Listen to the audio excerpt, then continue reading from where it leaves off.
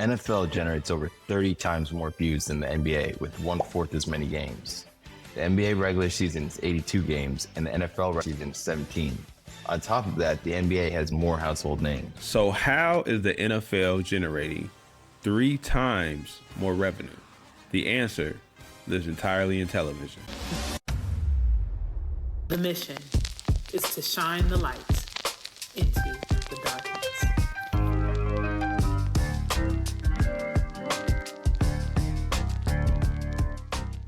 The NFL not only secure better TV deals than the NBA, but they have every major broadcaster paying billions every year for NFL rights, because if they lose the NFL, they lose viewers and they lose money.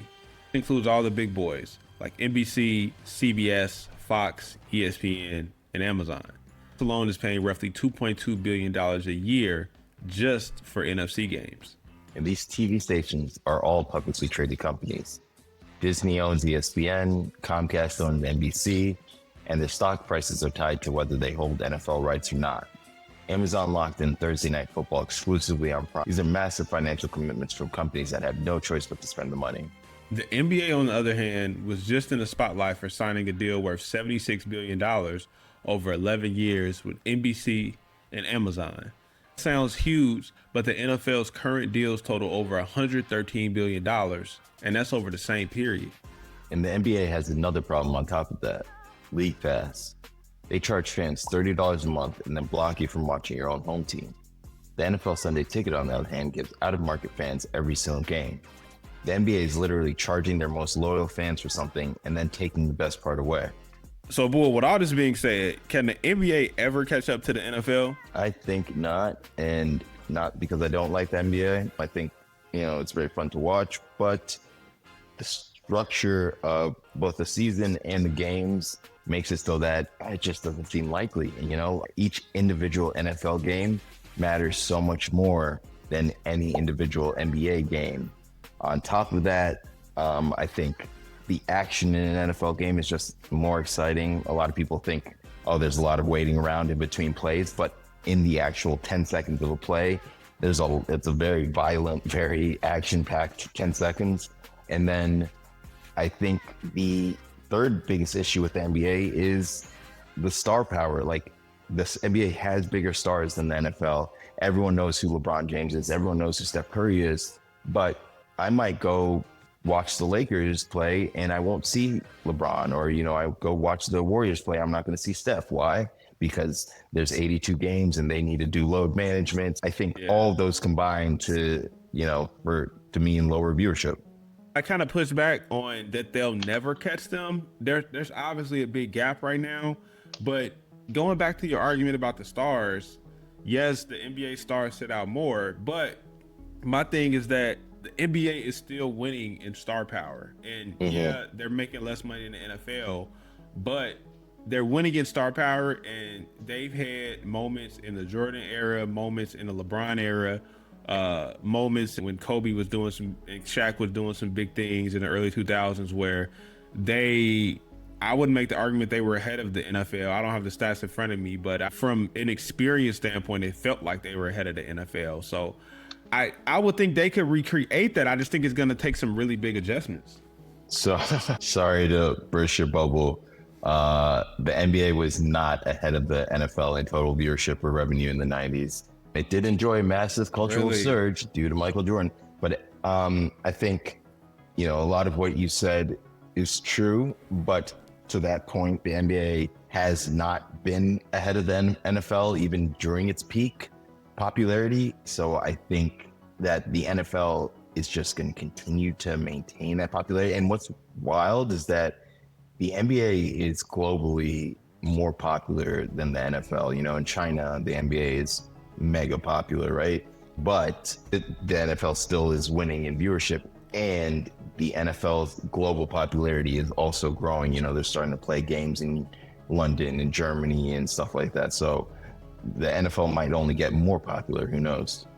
Yeah, you did burst my bubble because I'm looking at the stats now.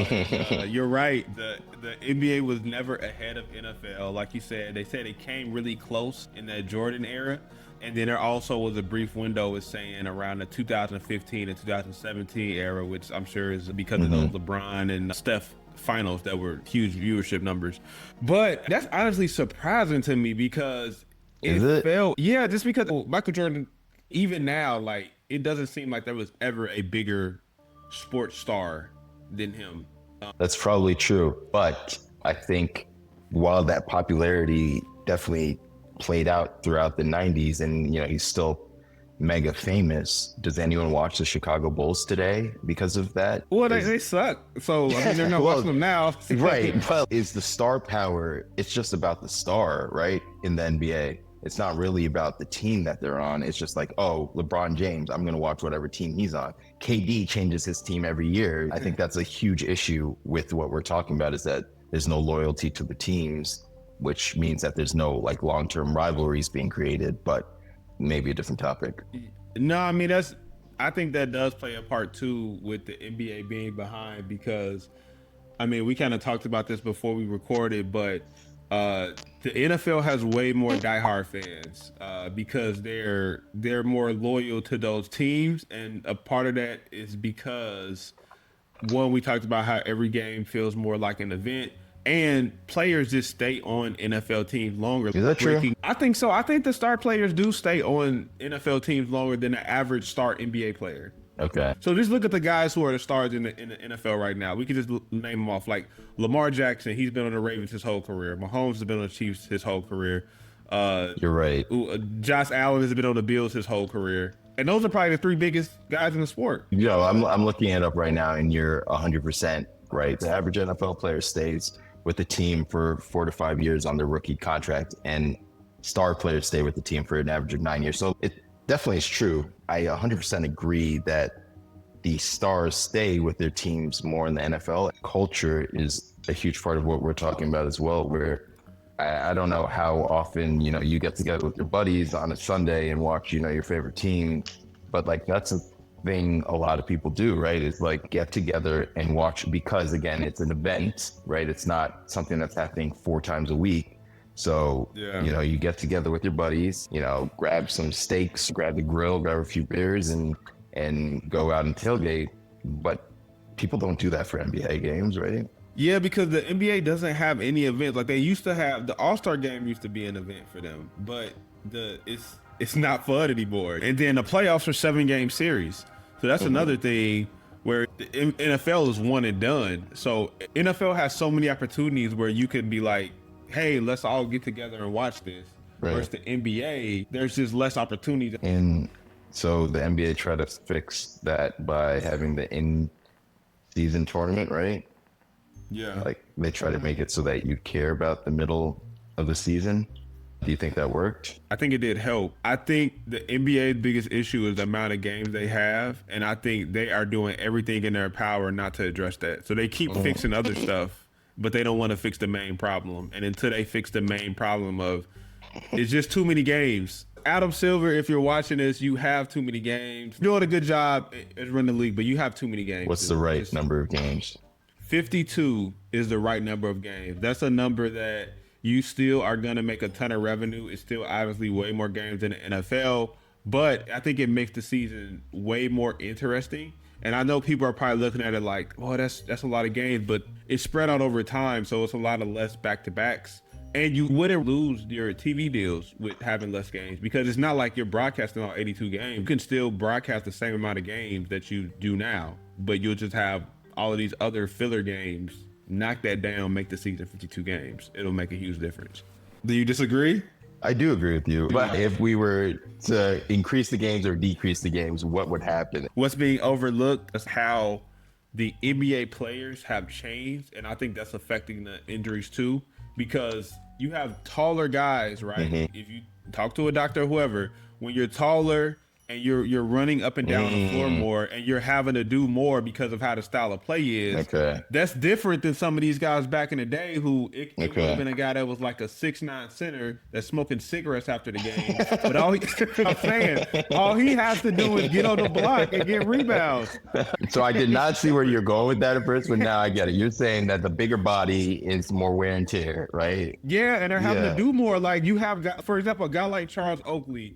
And if our viewers don't know who Charles Oakley is, he was like an enforcer back in the day, and he played for the Knicks. His job was come in there, Right. make sure nobody gets in the paint and rebound. Like they're not telling him, hey, Right. we need you to go shoot threes. We need He you doesn't to have to go cover guard the best Wembanyama player. out on the yeah.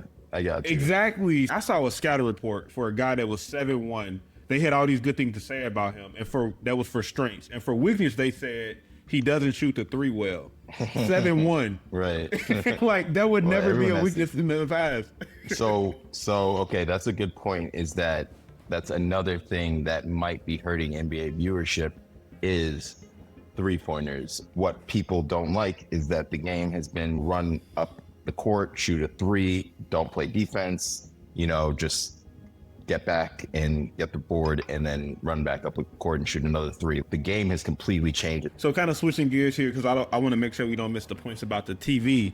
So let's talk a little bit about some of the issues with League Pass and how some of these TV deals work, right? And the way that we're going. So I know me and you kind of talk offline about what's going on with streaming. Like Amazon has deals with both the NBA and the NFL right now where they can broadcast some of their games. And it used to be where most people had either cable or they're just local channels and they could just turn to NBC or whatever and watch their games. But now more and more, even in the NBA playoffs, you have to have these streaming services. But the issue is for the NBA, the streaming services don't even cover all the games. That's intentional because they have local TV networks that have rights to the games.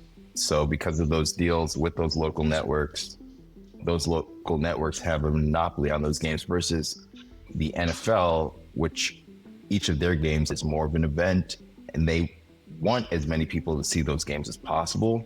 So they aren't blocking them behind blackouts and whatever. They want it to be a national event every time it's Monday Night Football versus the NBA is much more local based, regional. Do you think the NBA will eventually go to a national model at some point? I think fundamentally the number of games is driving a lot of this stuff. I don't know. What do you think? So I want to throw this stat out there that I just found because what people always say is that, well, the NBA makes so much money off these TV deals. So if they have less games, they're going to be losing revenue. But so there's over 1,000 NBA regular season games over the whole season. Like if we're counting all the teams, it's over 1,200 actually. Out of that 1,200, there's only about 75 games that are on broadcast TV each season. Really? So yes. And that's my point, that if they had less games, it's not like they would have to make these huge adjustments to their TV deals. If you have a 52 game season, that's still way more than 75 games. Yeah, maybe it's less League Pass games, but one, League Pass sucks. But the real moneymaker is these national TV deals that they have. And you're still gonna have a 52 games still a good season. So it has to be something else going on, man. Cause I just don't get the logic. Like you would still be making your money. I know you would lose some money from the in arena tickets. Right, that's what I was gonna say. But I mean, I think at the same time they've done their research and they probably know the right amount of games to maximize their money. If you went to Adam Silver tomorrow and really like, yo, if you do 52 games, you go, what? It's genius. We never thought of that. So I don't think he would say that's genius, but I really don't think they did that research though. There's different levels, bro. They wouldn't have they didn't just randomly choose. But there's a difference between doing your research and considering the idea. They probably did their research, but they did it pigeonholed where it made sense for the numbers they wanted to hit. Because I think that's the biggest thing in the back of their head. They're thinking we're $1 billion company, like we're not doing that, because what if it doesn't work? So we're not doing that, and it's going to be a whole bunch of other stuff. So that's why I say I don't think they fully considered it and fully investigated. Hey, let's get creative with how we do this. Let's look at all the avenues. Like let's fully put this on the table. I don't know that they've actually done that, and I think part of it is because they don't have to. They're doing well, and I think as fans, people might have to stop going to the games as much in the regular season and stop watching because, like, my argument doesn't sell good because the NBA has increased their viewership numbers, so somebody's watching.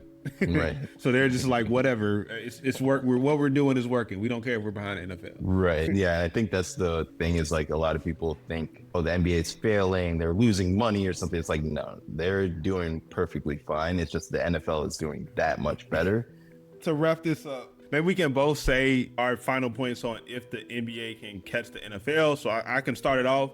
I think that they're obviously very far behind and it doesn't look like they'll catch them, but I do think they can catch them. I think it's possible if they make adjustments. You've already proven and burst my bubble that they've never actually surpassed the NFL, but we do see that they've come close in some different eras like the Jordan era.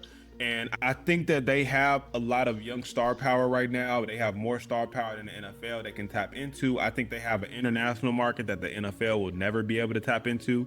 And I think if they just lower their games, at least down to 52 games, I think they could, with some time, be able to catch up to the NFL potentially. What about you? So what's interesting, and here's how the NBA could catch up to the NFL, and this is probably not a popular opinion, but people start taking concussions seriously and like realize that, wow, football is super dangerous and people are getting brain damage. Like maybe the sport shouldn't be the most popular sport in the country. That's the only way the NBA catches up to the NFL. Other than that, like football is America's favorite sport by far. Just how much more viewership the NFL has. It's not twice as much or 3 times as much. It's like way more. So I don't see the strategy that Adam Silver could deploy to catch up to the NFL outside of what I just said. But that's what we think. We want to hear what you guys think. Drop your take in the comments, subscribe, and remember, This is all just for stocks and giggles.